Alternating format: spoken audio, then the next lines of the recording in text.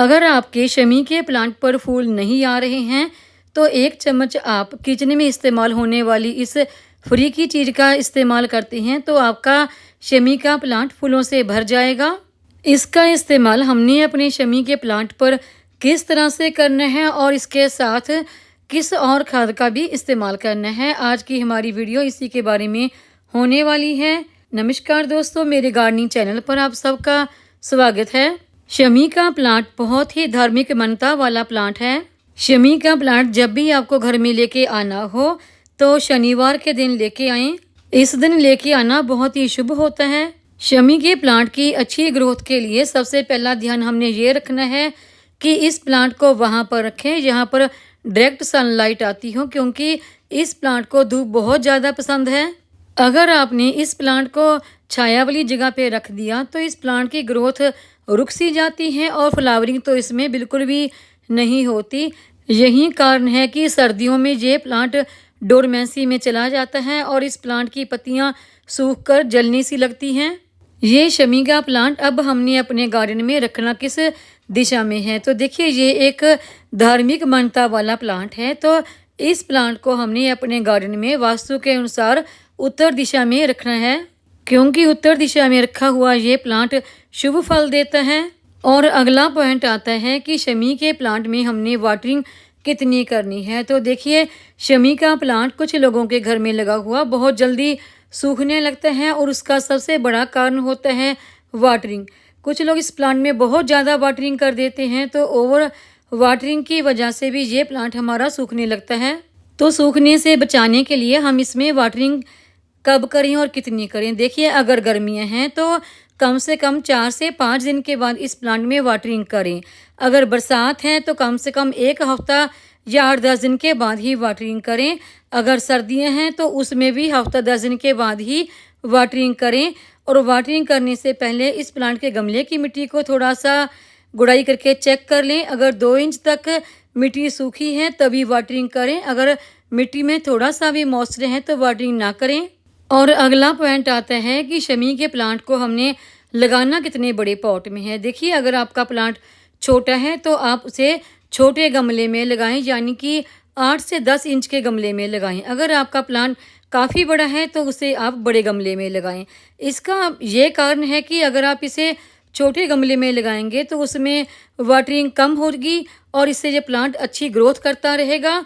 अगर आपने छोटे प्लांट को ही बड़े गमले में या ड्रम में लगा दिया तो उसमें आप ज़्यादा वाटरिंग करेंगे तो उससे ये प्लांट सूखने लगता है, क्योंकि उससे ज़्यादा पानी से ना इस प्लांट की रूट सड़ने लग जाती है। और अगला पॉइंट आता है कि शमी के प्लांट को हम किस तरीके से तैयार कर सकते हैं, यानी कि एक प्लांट से और कितने प्लांट तैयार कर सकते हैं।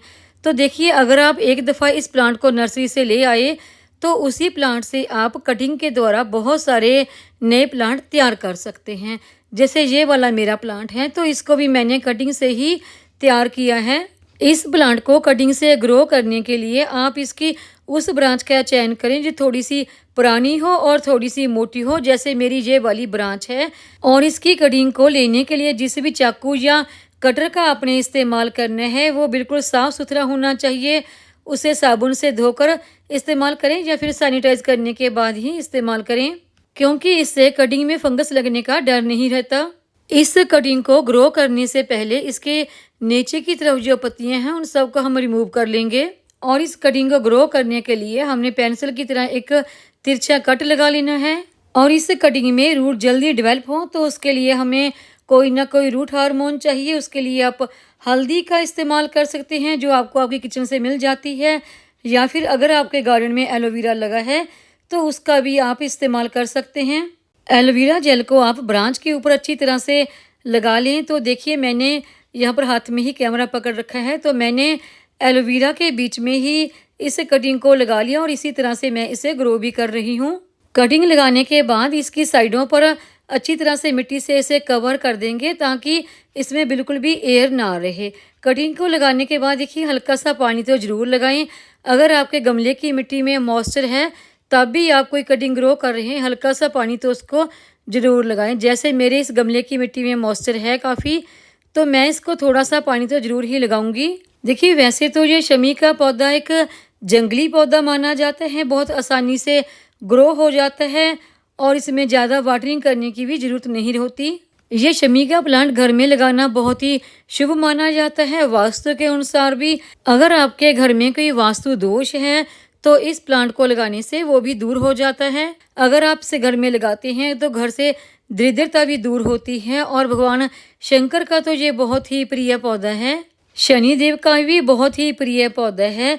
शनि से होने वाले दोषों को दूर करने के लिए भी इस पौधे की पूजा की जाती है। अगर आप शनि ग्रह से पीड़ित हैं तो इस प्लांट की कुछ पत्तियों को शिवलिंग के ऊपर सोमवार को या शनिवार को अर्पित करते हैं भगवान शंकर को, तो आपको शनि ग्रह की पीड़ा से मुक्ति मिलती है, चाहे वो शनि की ढैया हो या 7.5 हो। और अगला पॉइंट आता है कि इस शमी के प्लांट पर अच्छे फूल लेने के लिए हम किस किस खाद का इस्तेमाल कर सकते हैं। और इसके लिए जो पहली खाद हमने लेनी है वो हमारी किचन में ही इस्तेमाल होने वाली ये हल्दी है।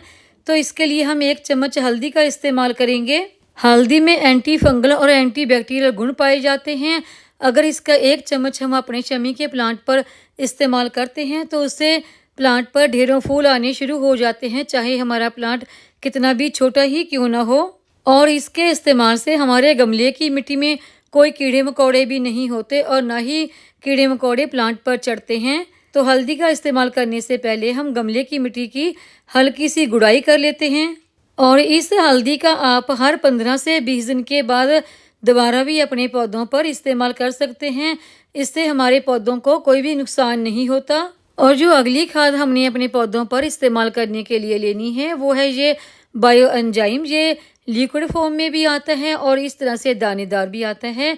बायो एंजाइम का भी हम 1 चम्मच लेंगे और इसे अच्छी तरह से मिट्टी में मिक्स कर देंगे। और इस बायो एंजाइम के पौधों पर इस्तेमाल करने से पौधे की पत्तियां भी लचकीन बनी रहती हैं, पौधों की ग्रोथ भी काफ़ी अच्छी होती है और पौधा हमारा पत्तियों से और फूलों से भी भरा रहेगा।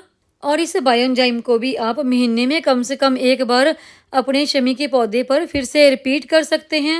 और आप अपने पौधे पर किसी भी खाद का इस्तेमाल कर रहे हैं तो वो शाम के समय ही करें। आप अपने पौधों पर किसी भी फर्टिलाइज़र का इस्तेमाल कर रहे हैं तो उसके बाद वाटरिंग ज़रूर करें, ताकि जो फर्टिलाइज़र है वो प्लांट की रूट तक पहुंच सके और इससे हमारे पौधों की ग्रोथ जल्दी अच्छी हो सके। शमी के प्लांट पर ये फर्टिलाइज़र इस्तेमाल करने के बाद जब हमारा प्लांट फूलों से भर जाएगा तो वो वीडियो भी मैं आप लोगों के साथ शेयर करूंगी। उम्मीद है आपको ये मेरी आज की जानकारी की वीडियो पसंद आई होगी। वीडियो पसंद आई हो तो वीडियो को लाइक, सब्सक्राइब, शेयर और कमेंट ज़रूर करें। बेल आइकॉन को दबाएं ताकि मेरी आने वाली नई वीडियो का नोटिफिकेशन आपको मिलता रहे।